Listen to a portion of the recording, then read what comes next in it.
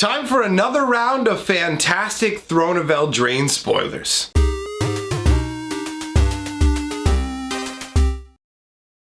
Greetings, owners of fine luxury cardboard rectangles. We are here today to take a look at some more juicy, delicious Throne of Eldraine spoilers with heavy emphasis on the lore and flavor as opposed to the mechanical power of the cards. I have been enjoying this spoiler season a lot.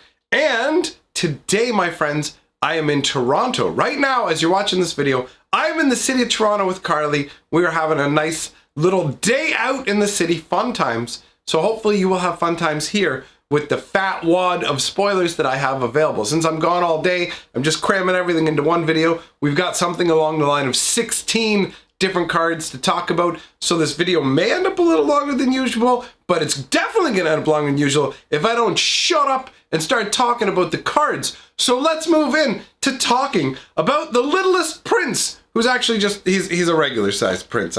For some reason, you ever watch that show, The Littlest Prince, with the boy who like lives on a little moon or something like that, and he catches comets with a net and flies to Earth? Adorable. Just adorable. We are starting out with a prince, though. Charming Prince. I wonder if that's Prince Charming. Anyways, Charming Prince, 1 white, 1 colorless. When Charming Prince enters the battlefield, choose 1. Scry 2, you gain 3 life, or exile another target creature you own, return it to the battlefield under your control at the beginning of the next end step.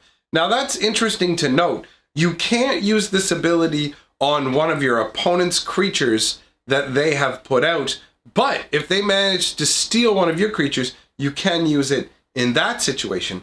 Own and control are 2 different meanings. Control means you have it on your side of the board. Own means that the card originated from your deck. So the Charming Prince does 3 different things. It's a 2/2 for 2, which is already pretty good. You would have the abilities here essentially being the prince able to exert his influence. Scry 2 could be something along the lines of he has spies in the kingdom who can provide information. Gaining 3 life would be, well, he can provide you with banquets and such, and food in this world does indeed give you life. And the third ability is essentially his ability to either protect his own citizens or at the same time command someone who has been disloyal to return to his loyal service. And in the artwork, we can see what is going on in a royal court. There are a bunch of courtiers in the background there, and you have the prince in front in his nice, expensive looking robes with his curly hair and his cute little headdress. So, I mean, overall, yeah, he looks all right. He kind of looks like he wants to be in a boy band a little bit, but overall, this nails the flavor of a prince. He's got his hands extended like, I'm the prince, come, would you like to have a dance with me? I assume that's what's actually going on in this picture, is the rest of the court is standing back while he is extending an invitation to some sort of royal dance to a lucky lady. I will never find my prince. Moving on. This is what I'll find in my life. My Clackbridge Troll. 2 black, 3 colorless for an 8/8 trampler with haste. That's right. 5 mana for an 8/8 trampler with haste. When it enters the battlefield, target opponent creates 3 0/1 white goat creature tokens. Already like this. This is fun. At the beginning of combat on your turn, any opponent may sacrifice a creature. If a player does, tap Clackbridge Troll, you gain 3 life, and you draw a card. I really, really like this card. The flavor behind it is a lot of fun. It's like the 3 billy goats and the troll that lives under the bridge. And each troll you give up, I mean, not each troll, each goat that you give up essentially to the sacrifice ability of it is just going to slow the track down, the troll. Slow the troll. The name Clackbridge Troll apparently is a difficult name for me to say because I'm not a smart guy. So anyways, this troll will feast on whatever. It's going to come for you. It's this gigantic, lumbering, massive, tramply, hasty beast, but you can just go, here you go, have a goat. Here you go, have a goat. And he's just like, I'll eat me some goat.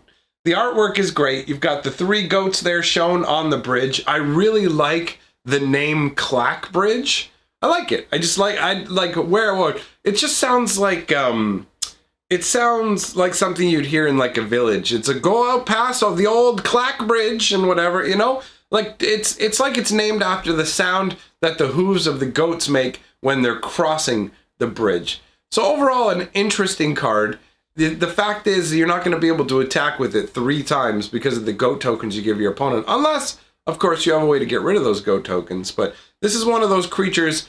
It's similar to that one demon that they had in Ravnica where you could sacrifice a creature and the demon would grow larger, but it would also tap them. So as long as they have creatures to throw into the meat grinder, the troll can't attack. I just love the way he's looming up massive over this bridge. You can see like how tall he is, that he has to crouch down to get at these goats. And the blue sky behind him looks great. This is a fantastic piece of art.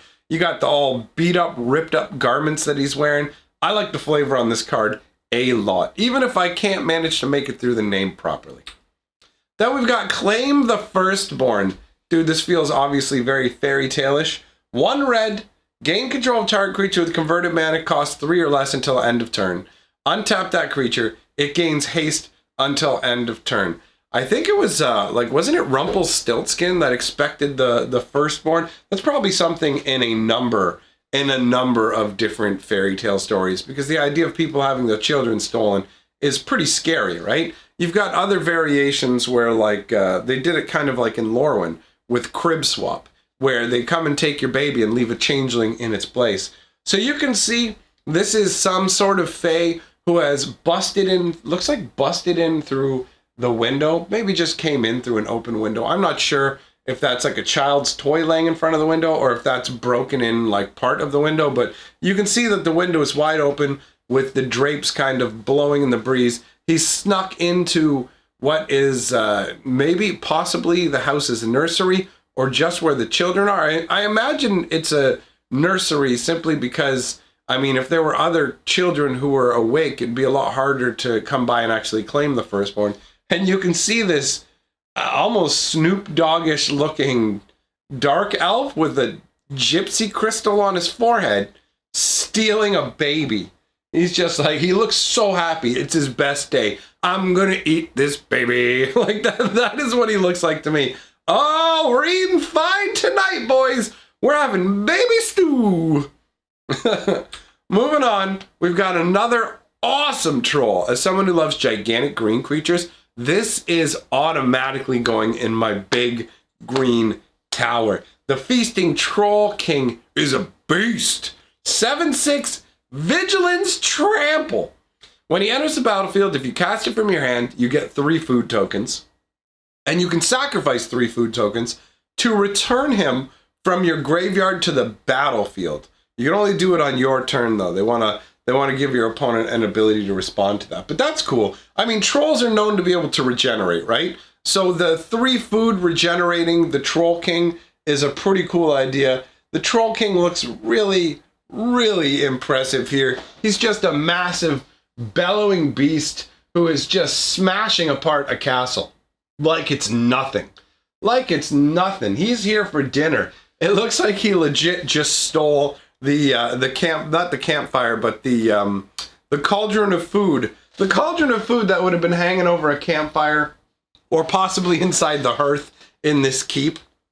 I love it. He just bashes around going, I want food. Fantastically large. I love big fat green creatures. And he's only 6 mana to cast, although admittedly, 4 of that is green. They are restricting it pretty much to heavy green decks. Moving on, we have Hypnotic Sprite. 2 blue for a 2/1 flying fairy. The adventure side of it is Mesmeric Glare. Counter target spell with converted mana cost 3 or less, and you get to do that for a blue and 2 colorless. And the artwork depicts a Hypnotic Sprite stealing off with a pocket watch or the lid to something. I don't know. It looks like it's got like a metallic sphere here. It could be the lid to a coffee pot. Something. Either way, I love the fact that by rapidly fanning their wings, they can create a hypnotic pattern. And below, you can see basically someone who is reaching out to swat at or capture the sprite. All of a sudden, the sprite just starts rapidly moving their wings, and a swirling image that actually has magical hypnosis style effects to it springs into being. And you can see that the chick has obviously, the chick who's reaching out to grab the sprite has clearly been caught in the spell and is just kind of like stopped with her hand raised, no longer trying to capture this sprite, as this sprite takes off with what would presumably make a very good sprite shield. I've noticed that they use a lot of household goods when it comes to the gear that they equip themselves with, and I definitely appreciate the flavor of that. After that, we've got a card with, admittedly, this is a lower quality image. It's all that's really available at the time, but I want to talk about this. I want to talk about Jesus, the Returned King. I mean, look, the Kenrith, the Returned King, 1 white, 4 colorless. Does he not look like Jesus? Does he not make you think of like, he looks all biblical and kingly and royal. I like the fact that he's got the crown there sitting on his head, but it's also like framed by behind him, almost like another crown that's etched into his throne itself. The throne looks absolutely fantastic. I find the artwork for this to be pretty striking, but every time I look at him, I'm like, I assume it's supposed to be King Arthur, but all I can think is Jesus. He's returned to us. Welcome back, O Lord. So he is a 5/5 legendary human noble with a ton of abilities. He's got 1 red, all creatures gain trample and haste until end of turn. 1 green, 1 colorless, put a +1/+1 counter on target creature. 1 white, 2 colorless, target player gains 5 life. 1 blue, 3 colorless, target player draws a card. 1 black, 4 colorless, put target creature card from a graveyard onto the battlefield under its owner's control. So this is a lot of abilities. There's certain things that I like about this. The unification of all of the lands of mankind and all the colors of magic under him are evident with the fact that all of his abilities are different colored, which I like. I also like the fact that they stagger upwards, where you pay 1, 2, 3, 4, and then 5 for the different abilities. It shows the range and power that this king has. This is a spoiler. Obviously, this is a spoiler for the book, because you know that, like, anybody who's read the book will know that this definitely gives away something major from the book. But it is what it is. I like the range of abilities that he has, especially that the first one is all creatures gain trample and haste until end of turn. So it's everybody. He can influence all creatures. And then the other abilities are all targeted, but they can be spread around. Its target player gains 5 life. So you can be diplomatic and care about the realm and share these abilities across players. You gain life. You draw a card. I can grow anyone's creatures. I can bring anyone's creatures back, but I bring them back to you. This is a very interesting commander kind of card too, where you can make friends with this. You can bribe people into liking you. Moving on, we've got the Lochmere Serpent. Obviously, this is supposed to be like a Loch Ness Monster style myth. 1 black, 1 blue, 4 colors for a 7/7 with flash, so it can appear out of nowhere. Pay a blue and sack an island. Lochmere Serpent can't be blocked this turn. Sack a swamp for a black, you gain 1 life and draw a card. And for a black and a blue, exile 5 target cards from your opponent's graveyard. Return Lochmere Serpent from your graveyard to your hand. You can only do this at sorcery speed. And the artwork shows the serpent's body all coiled up out of the water, but underneath the water, you can actually see its eyes glowing with this bright blue. I mean, he feels almost like a water dragon, in all honesty. It's pretty cool. They could have made this legendary even, really. This feels like a pretty solid card. It's fairly straightforward. I mean, the sacrificing an island, it can't be blocked this turn. I'm not sure exactly how that translates. Does he blow up an entire island's worth of water somehow or can he travel in the air by taking the water with him? Like, how does it make him unblockable? I don't get that. Sacrificing a swamp to gain life and draw a card, I could see you're draining the energy out of a swamp and turning it to your own end. So that part I can get. And the exile 5 target cards to bring the serpent from your graveyard back to your hand, I suppose that's supposed to represent like all the different sightings of Loch Ness Monster, even when people think it should be gone. I don't know. The flavor of this one doesn't tie together as much the way that I'm saying. So maybe, who knows, maybe it's not actually supposed to be the Loch Ness Monster. Maybe it's supposed to just represent something else that I'm not picking up on or I'm not familiar enough with the fairy tale for. But overall, seems like a pretty solid card. Definitely interesting. Moving on, we have Oakhame Ranger. This is 4 hybrid green-white casting cost. It's also got the sorcery side of it that costs the same 4 green-white hybrid cost. You create 2 1/1 white human creature tokens as the bring back, and tap it, creatures you control get +1/+1 till end of turn.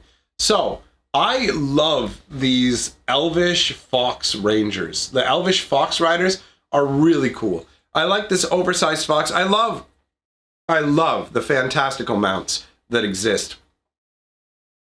The fantastical mounts that exist within Throne of Eldraine, in all honesty. The foxes are a big one for me, and the flavor behind Bring Back to me with the 2 1/1 creatures, when you take a look at the artwork, you can see a giant fox running through the forest. This ranger has a big old spear, but behind the ranger, you can see what looks like 2 children. So it looks like this elf has quested out into the wild to return, or maybe this elf is actually, maybe this elf is just returning kids who got lost in the forest. Maybe the elf quested out to find them, or maybe the elf just happened to find them in the wilds and was like, you shouldn't be here. That's, it could be either or. I'm not sure how the ranger gives creatures +1/+1. I don't really know how that ties in, but overall, I really like the flavor, and I like the fact that, like, if you look down the middle of the card, you can see that the ranger is like stepping out of the darkened part of the forest into a more light part of the forest, taking the children out of darkness into the light. That's a nice little touch. I appreciate that. Moving on, we've got Outlaws Merriment. Now this is a fun card that's supposed to represent like Robin Hood's merry men, essentially. The merry men group. So 2 white, 1 red, 1 colorless. It's an enchantment. At the beginning of your upkeep, choose 1 at random. Create a red and white creature token with those characteristics. So every turn, it's going to make 1 token for you randomly. And this is neat, because, you know, like, red's got that random kind of feel to it, so I like that. So you either make a 3/1 human warrior with trample and haste, you make a 2/1 human cleric with lifelink and haste, or you create a 1/2 human rogue with haste, and when this creature enters the battlefield, it deals 1 damage to any target. Now, on that last ability, I have actually heard that they screwed up with the tokens, and there will be tokens that say when it leaves the battlefield, it deals 1 damage to any target. So I don't know yet which is the accurate wording, what it's supposed to be. We have yet to know that for sure. But either way, this represents the merry band of Robin Hood's followers. We've got warriors, clerics, and rogues. I really enjoy that. And then in the artwork, you can see it is just a group of people dressed out in their red and white gear. These are all people who have shunned the natural order of mankind and serving in the castles in Ardenvale or, you know, any Vantress, what have you. They've just decided, you know what, we're going to have the outlaw life for us instead. And they're shown partying in front of perhaps like a home tree or something like that. I don't know if I don't know if that chick is spinning a flaming wheel, if that's what's going on, but it looks like they're living out in the forest to me. And that would make sense for a band of outlaws. Speaking of outlaws, we actually have our Robin Hood card, Robber of the Rich. 1 red, 1 colorless for a 2/2 with reach and haste. And whenever he attacks, if defending player has more cards in his hand than you, exile the top card of their library. During any turn you attacked with a rogue, you may cast that card, and you may spend mana as though were as mana of any color to cast that spell. So the artwork here depicts Robin Hood hanging upside down. He's probably rappelled down from the roof or something, and he's going to be coming in this window to rob these rich dudes. And you can tell that it's a rich person's house from the windows, from the goblet that's sitting there on the table, and from the way that they're dressed inside too. They're sitting in some kind of banquet, enjoying themselves. Maybe he's just going to steal the goblet and disappear back through the window. Who knows? We don't know if he's coming in to like do a armed kind of full-on I'm going to rob you, or if it's just snatch and grab. But either way, the flavor on this works pretty well. You can see if you take a look at Robin Hood as he's framed there against the moon by the window. Honestly, the window and the moon behind him make a great sort of framing device there. He's got a bow strapped to his back, and that explains the reach. And the haste, I mean, sure, why not? The rogues are running in. I like that he's a human archer rogue. He's got 3 creature types, which is pretty cool. I like that. And I do like the fact that, I mean, the whole Robin Hood thing is supposed to be takes from the rich and gives to the poor. So if your opponent is richer than you, then he will steal for you, and as a result, you get to use your opponent's resources. I like that. Overall, the flavor of it feels very tight, and the having to attack with a rogue ties into the card we previously saw, the merriment of the outlaws. All right, what is next here? What is next? Next, we've got Roving Keep. Oh, dude, this is fun. 7 casting cost, 5/7 defender. For 7 mana, Roving Keeps gets +2/+0 and gains trample until end of turn. It can attack this turn as though it didn't have defender. So if you pay 7 mana, you can make it into a 7/7 trampler. And the flavor text says, it wandered slowly across the landscape, calling out in its lonely voice, but no other castles answered its cries. Beyond the great henge. Oh, that's kind of sad. There's only one castle that's like sentient like this, that's looking for love in all the wrong places, wants to make little baby castles. I like the idea of like a roving castle walking around on legs like this. That is a fun concept. It kind of makes you think of Howl's Moving Castle, although I do wish that this card had more of a Howl's Moving Castle whimsical feel to it, rather than one of the like, I'm one of the ugliest mechs you've ever seen. Please let me be an Evangelion, please. I'm Neon Genesis. Like, it's a little too mechy looking to me when it comes to the overall appearance of it. Even though it looks like it's majority made out of stone. I don't know, there's just something about the way it looks. Maybe I just would have liked it if it was more colorful, if it had some like flags just flying off it with bright colors. Maybe it's just that the artwork's too gloomy. There's just something about it that makes me go, I wish you were somewhat different. And after that, we've got Searing Barrage. 1 red, 4 colorless. It's an instant. Searing Barrage deals 5 damage to target creature. And it's got adamant, so if you spend at least 3 red mana while casting the spell, it actually also does 3 damage to that creature's controller. So it's similar to Chandra's Outrage, but more conditional while also doing more damage overall. And the artwork depicts some sort of flame mage or knight leaping down, I assume leaping down towards this creature that just seems to be made of, it's just teeth and mouth. That's it. Just a big old gaping mouth with teeth, or I don't know, it's got kind of like insectile, like a spider mouth aspect to it as well. It's like a spider lizard serpent. A spider lizard serpent. That's dude. It does not look like something you would want to mess with. Good lord. That thing almost looks bigger than 5/5. But either way, the barrage is enough to do it. And I like that in the artwork, you can see 1, 2, 3, 4, 5 points of flame. So you have the 3 spears of flame that are coming in. It goes up to 5 when you include the 2 that are forming in the fists of the mage. And also, you can separate out those 3 if you want and have those to be considered the ones that are going to veer off and slam into the opponent as well.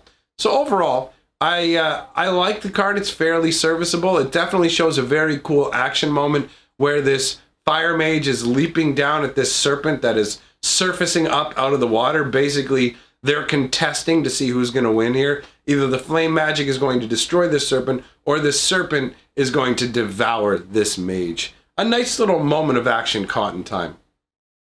After that, we've got Skull Knocker Ogre. I wanted to call it Skulk Knocker, but it's Skull Knocker Ogre.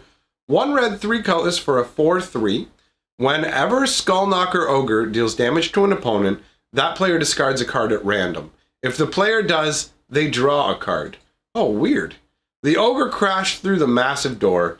The winged folios scattered like frightened birds. All right, so we've got a situation where this is an ogre who's just crashed through a library door, knocking all kinds of books asunder. He's bent over, like charging forwards, looking really brutish and just gray and gross. You can see the wall, the door that's busted out behind him. The ability that he has is interesting, though. The idea of being a skull knocker, where it's like he slams you right in the head, and it just completely discombobulates you to the point where you're like, I just lost. So when I first saw it said discard a card at random, I'm like, wow, they're giving red discard a card at like a more powerful level than black? That seems crazy. But no, it's the red sort of discard and replace. So you could totally screw up your opponent's plans or help them. It's the kind of ogre where it's like, he's something to, it's like you're paying 4 mana for a 4/3. He's something to be worried about, though, where it's like, you never know, man. Your opponent could actually end up with he gets punched in the head, and it's like, Eureka! I've got the exact right idea to destroy this stupid ogre that just busted through my door and my books! Get fried, sucker! So, I don't know, overall an interesting card. A dangerous one. I like it. It's got a bit of random craziness to it. Moving on, we've got Syr Carah the Bold.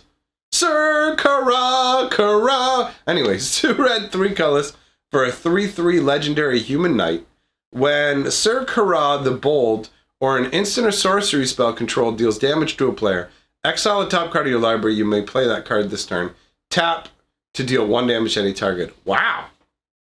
That's not too shabby. That could lead to some explosive turns later on, in all honesty.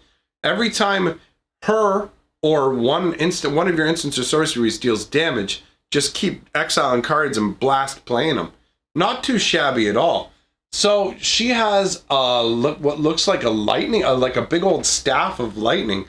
That's interesting. A knight that bears a staff of lightning is different. And you can see what looks like lightning magic emanating off of the emblem that is on her belt as well. She looks pretty thick. I mean, it explains why she's 3/3. She looks stout as hell. Honestly, it feels like she should have been a giant or something.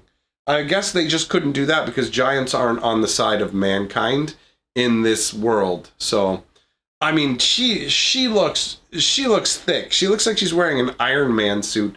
But she does strike quite the figure in front of the castle there. The castle's got those weird wooden towers and everything. A very distinctive look. So yeah, I mean, this seems all right. This seems like it could be used to do a lot of gross nonsense. And she's only uncommon, which is genuinely surprising because she feels like a rare. But let us now talk about a rare, a gross rare. 1 green, 1 colorless, Wildborn Preserver. 2/2, flash, and reach. Whenever a non-human creature enters the battlefield under your control, you may pay X. When you do, put X +1/+1 counters on Wildborn Preserver. This is amazing, dude. I can't wait to play with this in my green deck, where it's like anytime anything else comes out, if you have extra mana, you can just spend it on growing this. Like, how cool is that? You've got this elvish archer who rides around again on one of these fox mounts, and this fox looks very, very intimidating and intense, just galloping through the forest, preserving the wilds, where it's basically like, I will stop mankind from encroaching on our lands. I will protect every non-human there is to end with the humans, because that is one of the concepts in the Throne of Eldraine novel. Humans and elves are at war with each other. So, I mean, not technically at war. They technically have a truce, but underneath it all, they're at war with each other. But the artwork is awesome. The card itself is awesome. I can't wait to have a playset of this. I love Wildborn Preserver very, very much. This is my favorite card out of all the ones we're going to talk today. And I think it's my second favorite card in the set, right after Questing Beast. And it is a very worthy card. The next card we're going to talk about has worthy in the name and does seem worthwhile as well. We've got Worthy Knight. 1 white, 1 colorless for a 2/2 human knight. Whenever you cast a night spell, create a 1/1 human creature token. Every Ardenvale aspirant must step through the flame. Their honor determines whether they burn or shine. I do like that. I do like the whole magical, like, imagine if there was just magic to determine if you were worthy. You could just step through the portal and be like, you're worthy. I'm like, okay, cool. I know I'm worthy. Who needs to build self-esteem when a magical portal can give me self-esteem instead? I had to spend all this time working on it. I want a magical portal. The portal looks pretty dope too. You can see the artwork. It looks, honestly, the portal has almost like a storm at sea vibe to it with the darkness. It's like a white shimmering portal. And you have this knight who has stepped through it. You can see some of the mystical energy is like, has gripped onto them and is shining along their arms. Some of the white flames of Ardenvale are like literally wreathing her arms, indicating her worthiness as she strides forward unharmed. So I gotta say, my friends, these have been some amazing, amazing spoilers. So I guess that's all I have for you for now. If you enjoy what I'm doing here and you don't want to miss a video, click the subscribe button and hit the little notification bell that'll let you know when the stuff is coming out. You can also jump in my Discord. I always let you know when videos are being released over on Discord. Unless, like today, I'm in Toronto and I had to remotely release the video hounds. So this video didn't get posted in the Discord because right now, while you're watching this, I'm actually in Toronto having a good time. So on that note, I will probably be streaming like way late tonight. We'll see how things go, how I feel. But anyhow, thanks for coming by. Glad to have you here. Big shout out to my patrons and channel members. And at the end of the video, you will find a link to the entire spoiler playlist of all of these videos, as well as a link to my newest video on my other channel where we have a good old chuckly time. So with that being said, I will see you guys tomorrow.